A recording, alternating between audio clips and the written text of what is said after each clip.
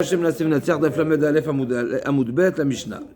Shvuat Haedut Ketzat. Donc la Mishnah va nous détailler comment les différents cas, la présentation de comment une personne réclame son témoignage à des témoins. Donc Shvuat Haedut Ketzat, Amar Nishnaim, il s'est adressé à deux personnes. Bien sûr, on précise deux personnes. Pourquoi deux personnes? Parce qu'un témoin, c'est pas suffisant. Donc à nouveau, le témoin solitaire, eh bien, il n'a pas des grandes capacités puisqu'il n'est pas en mesure, même s'il était venu témoigner en ma faveur, mais ça ne m'aurait pas donné gain de cause. Le Beddin ne serait pas suffi. Alors, on va voir. Qu'est-ce qui se passe dans les cas où un témoin suffit? Eh bien, effectivement, on verra. Maintenant, il y a un autre élément. On peut se poser également la question, mais ça va être dans la suite de la Gemara. On peut se poser la question, même un témoin, ça a une valeur. Pourquoi? Mais parce qu'il peut s'associer avec un autre. Alors c'est vrai, un témoin à lui tout seul, il suffit pas forcément. C'est vrai, mais il peut s'associer. Dans des dîners mamonotes, quand c'est un dossier financier, d'accord, il peut s'associer. Alors que quand c'est un dossier de nefashot, c'est pour une accusation qui pourrait amener à une peine de mort, on ne peut pas s'associer. D'accord, mais en tous les cas, on verra. Ce qui est certain, c'est que la Mishnah nous dit, c'est seulement il s'est adressé à deux témoins. Deux témoins, le sens simple, parce que deux témoins sont en mesure de me donner gain de cause, et donc je pourrais avoir un intérêt de leur témoignage. Ok, donc deux témoins. Amar Lishnaim, Bouvaïdouni. Qu'est-ce qu'ils ont répondu? Donc il a réclamé à deux témoins, venez témoigner en ma faveur. Et qu'est-ce qu'ils ont dit? Shua Shelanu Yodim Lechaedut. Et ils ont répondu direct, on jure qu'on n'a aucun témoignage en ta faveur. Ou bien, Oshamrulo Enanu Yodim Lechaedut. Donc ça c'est Mouchba Mipi Atzmo. C'est eux qui ont, qu'on appelle ça, qui ont dégainé immédiatement par une choix. Deuxième cas de figure, c'est lui qui leur a dit Mashbiani Alechem. Donc eux ils ont dit on ne sait pas. Avant de jurer, la première argument c'est venez témoigner. Ils ont répondu on n'a pas de témoignage en ta faveur. Et lui il a dit Mashbiani Alechem, je vous fais jurer. Et Ve'amrou Amen. Et ils ont dit Amen. Amen c'est, on a dit ça s'appelle, d'un côté ça s'appelle Mouchba Mipi Acherim parce qu'ils n'ont pas formulé l'intégralité de la choix, mais on a dit dans la page précédente que celui qui répond Amen à une choix, c'est Kemoti Choua Mipi. C'est comparable à celui qui avait formulé toute la choix. Alors dans ces cas-là, Mashbian Alechem Amen, Harelu Chayavim. Donc ils seront chayav ils seront passibles. C'est spécifique à la choua, ça, de Amen, ou alors c'est pour tout? Là, on est dans choua. Là, on est dans choua. Ouais, je sais. Là, on est dans choua. Mais je voulais savoir si. Oui, mais là, on est dans choua. Ok, d'accord.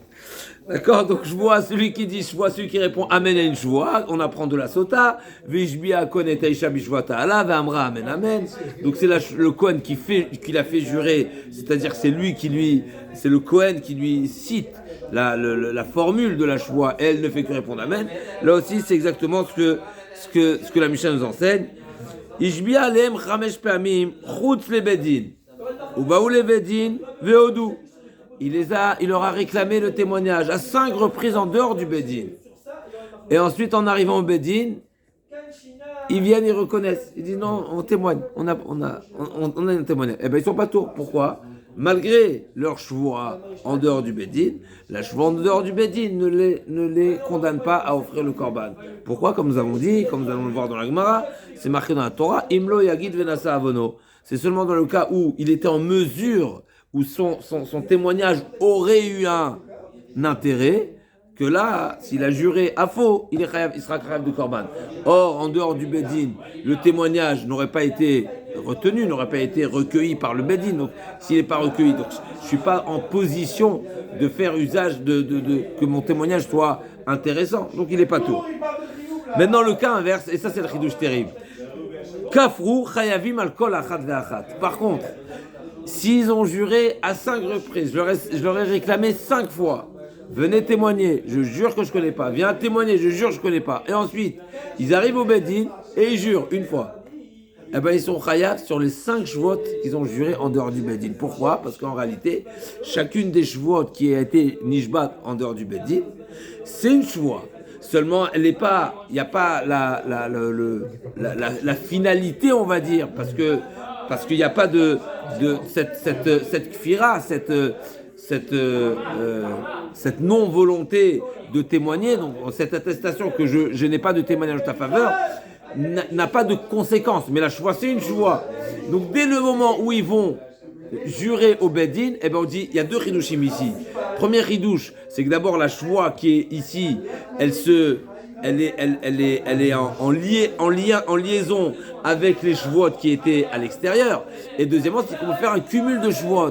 On dit pas non, il a simplement affirmé et confirmé ce qu'il a juré à l'extérieur. Non, mais on dit que la choix qu'il fait ici, elle est en facteur sur chacune des chevaux qu'il a juré à l'extérieur du Bedin. Donc il y a un triple ridouche, même si on veut. Premièrement, c'est que les chevaux qui sont à l'extérieur, ils sont retenus. Deuxièmement, qu'elles sont additionnées. Et troisièmement, c'est que par cette voie de l'intérieur, elle se rapporte sur chacune des autres. On aurait pu dire, c'est vrai que j'ai juré 5 fois, mais celles-là, elles ne valent rien, donc elles valent rien, je les jette à la poubelle. Et même si je ne les jette pas à la poubelle, une seule, pas 5, comment je fais un cumul ?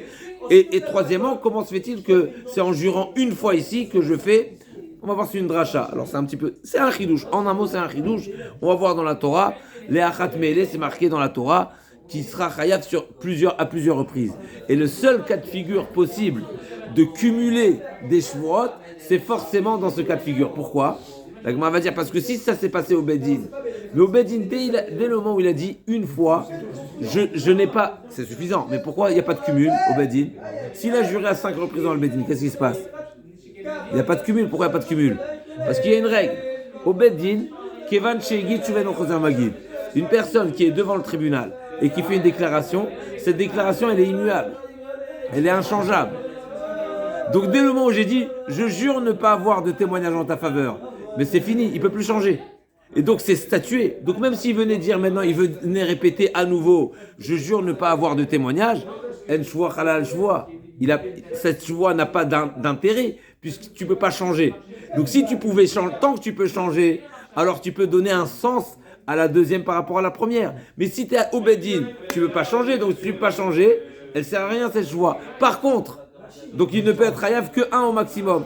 Par contre, quand je suis à l'extérieur du Bedin, chaque réclamation que j'ai faite à ces témoins-là, eh ben, ils étaient en mesure de faire tchouva et de venir changer d'avis, ou se souvenir et venir au Bedin. Donc à chaque fois que je les ai fait jurer, mais elle a un sens cette tchouva, parce que la première fois je suis venu dimanche, je leur ai réclamé, venez témoigner. Ils ont dit, je jure que je n'ai pas de témoignage en ta faveur. Je dis, ok, peut-être il a oublié, peut-être aujourd'hui il est énervé, il ne veut pas témoigner, je vais venir demain. Le lendemain je suis revenu, viens témoigner, dit, je t'ai déjà dit, je te jure que je n'ai pas de témoignage. Et ainsi de suite, mardi, mercredi, etc.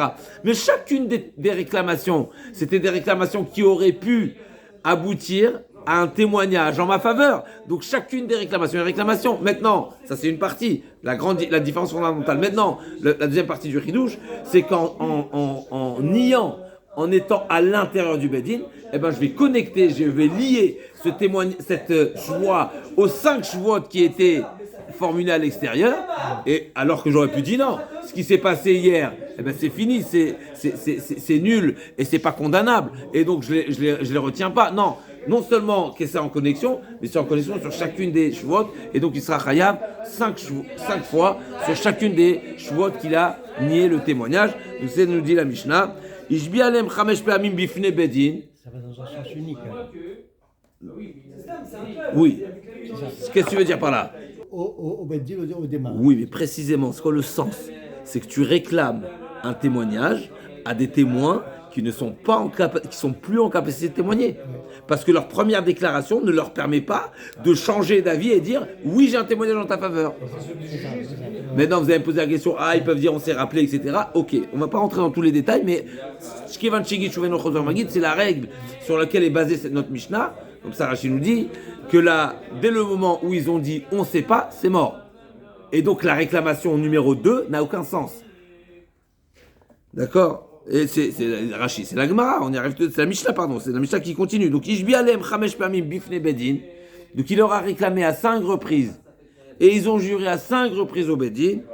Vekafouen am chavim la achat. Amar Rabbi Shimon. Rabbi Shimon, c'est intéressant, Rabbi Shimon, habituellement, il est d'Oresh Tarmadikra, n'est-ce pas? Puis avant, on avait dit que tous les soirs. Ishbi au milieu de la Mishnah. Ishbi alem chamesh pamim bifne bedin. Vekafouen am chavim la achat. Amar Rabbi Shimon. On était en train de dire, Rabbi Shimon, il a l'habitude de donner des explications Tama Dikra. Là, il donne une explication à Tanakama. Il explique. C'est pas une marloquette, mais il explique à Rabbi Shimon. Matam, tu sais quoi le sens, l'explication de cette différence-là entre ceux qui ont juré 5 fois à l'extérieur du Bédine et ils ont juré une 6e fois à l'intérieur du Bédine que ça les rendra chayav sur les 5 jouot, alors que dans le cas inverse où ils ont juré 5 fois à l'intérieur du Bédine, ils ne sont chayav seulement une seule fois. Ou il ve'en amicholim larzor lodot. Simplement parce qu'ils sont plus en mesure de témoigner. Ils peuvent plus. Le Bédine n'acceptera pas leur témoignage. Kafru shneem ke'echad. Encore une précision.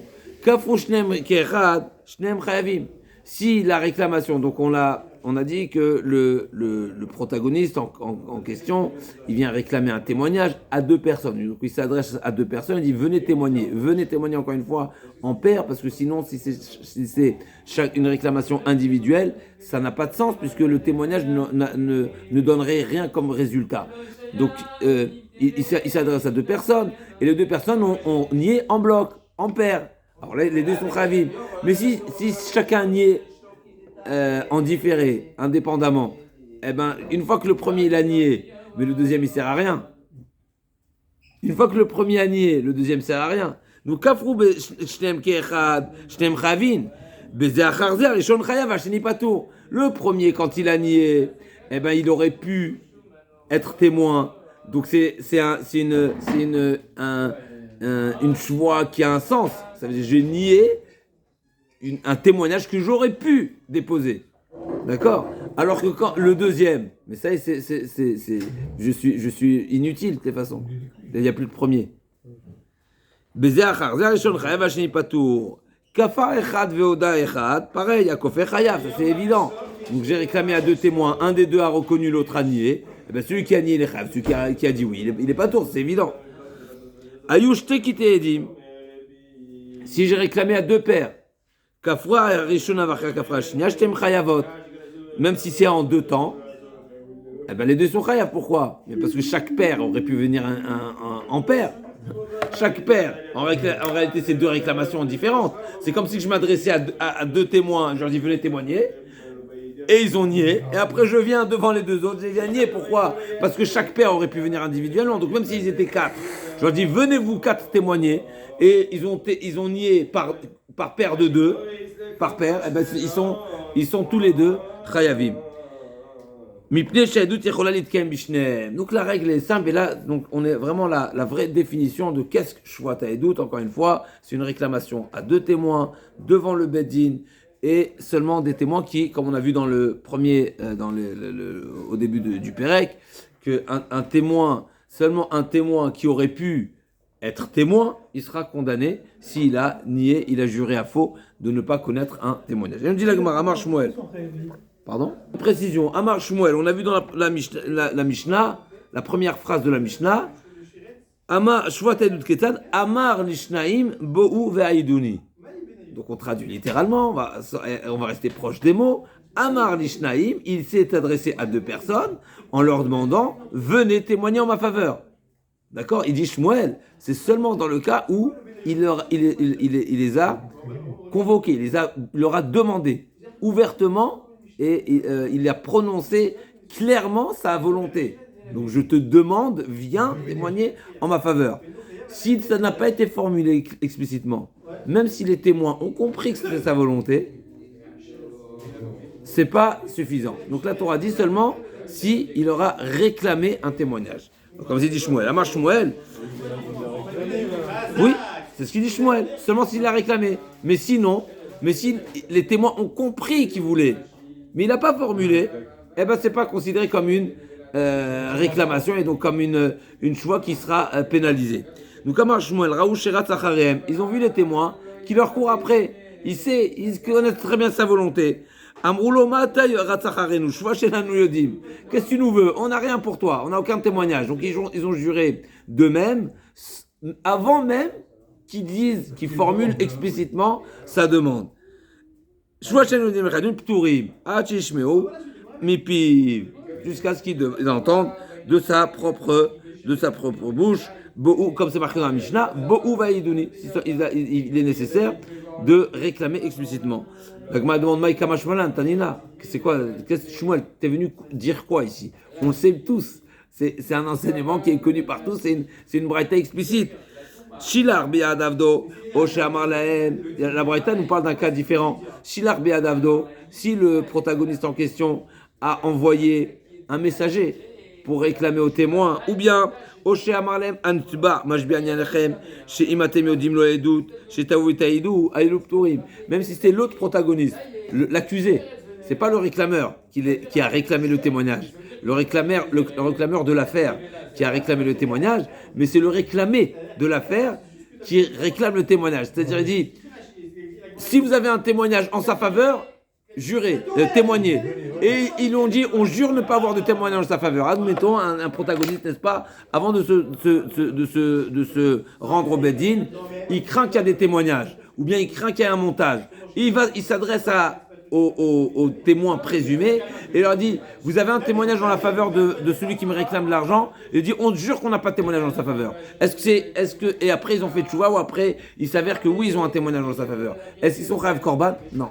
C'est seulement si les témoins sont convoqués, en tout cas le réclameur de l'affaire réclame le témoignage aux témoins. Pas par un intermédiaire et non plus pas par le protagoniste, par le réclamé de l'affaire. Un chidouche terrible. Donc c'est seulement. Et donc là, elle demande, c'est déjà explicité dans la Braïta. Donc qu'est-ce qu'il est venu nous dire Shmuel? Qu'est-ce qu'il est venu rajouter? On a bien compris. Il faut réclamer explicitement le témoignage. La Gemara dit non. Ratzach harem shane, ashu piatovia. Ratzach harem itzechale. Le chidouche de Shmuel, c'est pour nous dire justement, même si il a fait une action ici, le réclameur, s'il a fait, il aura couru après. Il leur a envoyé des messages, n'est-ce pas? Il les a harcelés d'une manière ou d'une autre. Mais il n'a pas parlé. Eh bien, il n'a pas parlé. Ah, ils ont compris. Ah, peut-être courir après, c'est comme demander. C'est une manière indirecte de demander. Non. Mais ça aussi, c'est explicite.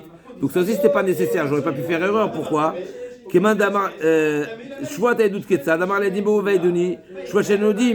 Et donc à partir de notre Mishnah également, on peut en déduire. Pourquoi sans la Braïta? Parce que c'est marqué dans la Mishnah. Amar lahem bovaiduni. Donc la Mishnah elle se traduit littéralement.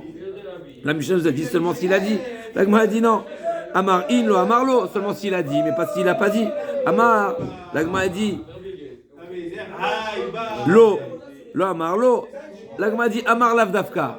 Non, de la Mishnah, j'aurais pas pu me suffire. J'aurais pas pu. Shmuel, il avait oui besoin de nous préciser. Si ce n'était que la Mishnah, j'aurais pas été certain de cet enseignement. Pourquoi? Parce que j'aurais pu dire que le Amar de la Mishnah, c'est Lavdavka. Comme on sait dans plusieurs endroits, des fois la Mishnah emploie des mots, mais qui ne sont pas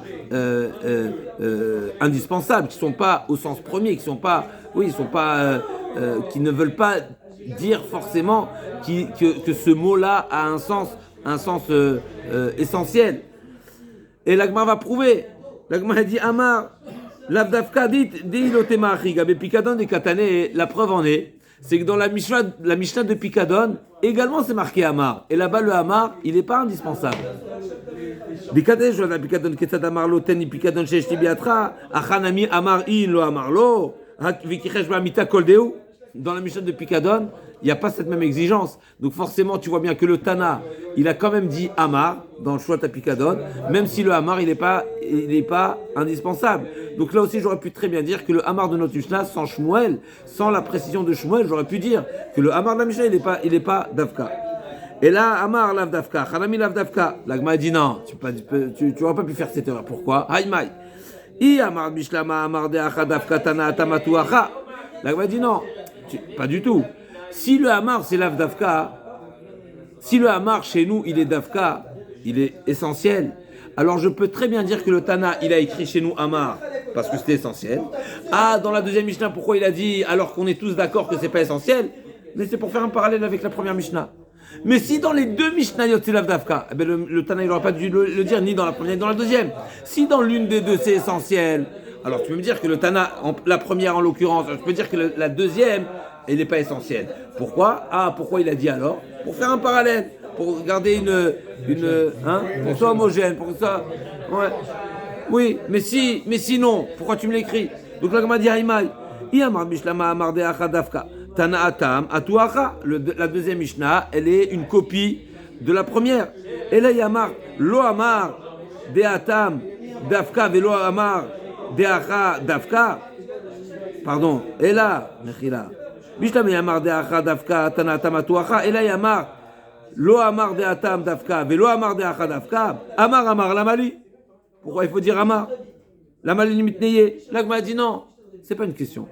Tu peux très bien dire que le Hamar, il n'est pas essentiel. Mais c'est Ochra Demilta, c'est la manière de présenter le cas de figure. Dis-moi Ochra Demilta Kamashmalan. Tania Kevate des Shmuel, donc on n'a pas de preuve, on n'a pas de contre-preuve, et malgré tout, on amène une preuve au propos de Shmuel. Donc Shmuel nous a dit un chidouche, finalement. Il y a oui un chidouche au propos de Shmuel. Si on avait que la Mishnah, ça n'aurait pas été suffisamment convaincant et explicite que la Mishnah exige une formulation vocale et pas une compréhension comme par exemple Ratzacharem. Tania Kevate des Shmuel, Raou Sheba Acharem. Donc c'est une braïta qui nous dit Raou Sheba Acharem. Donc il voit, les témoins voient que le réclameur, le protagoniste en question, vient l'école, n'est-ce pas?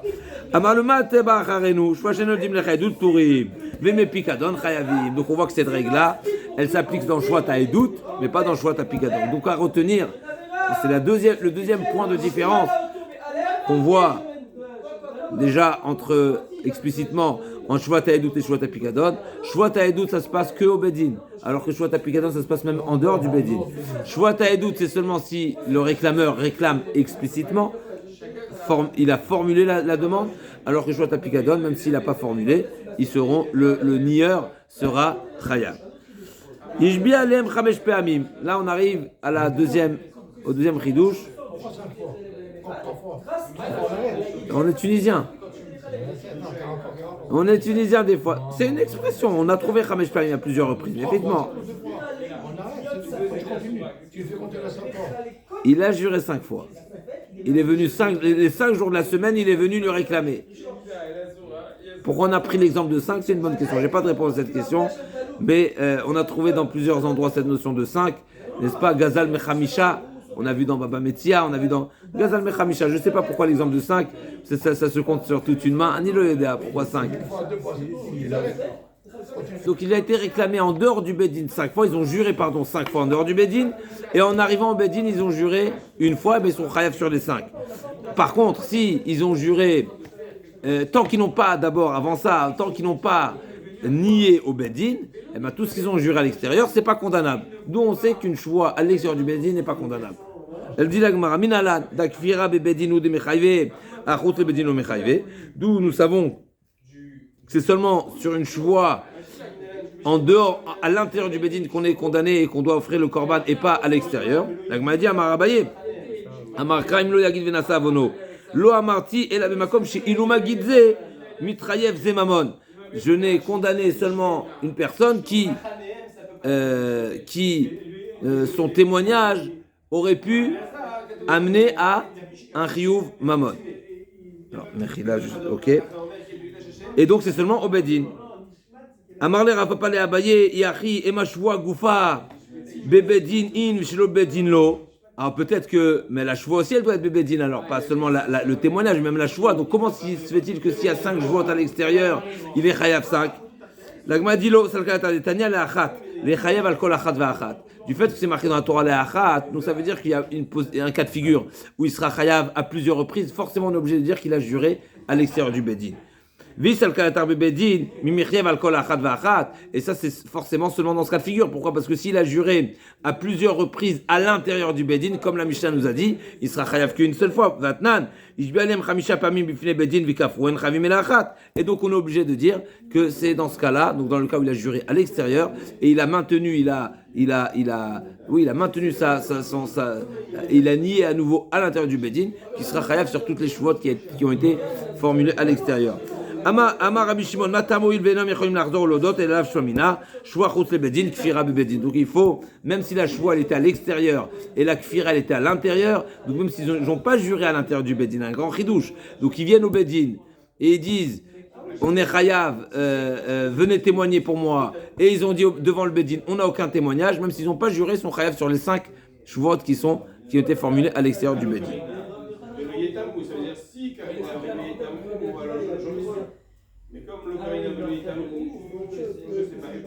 Alors, Mechila, juste un instant.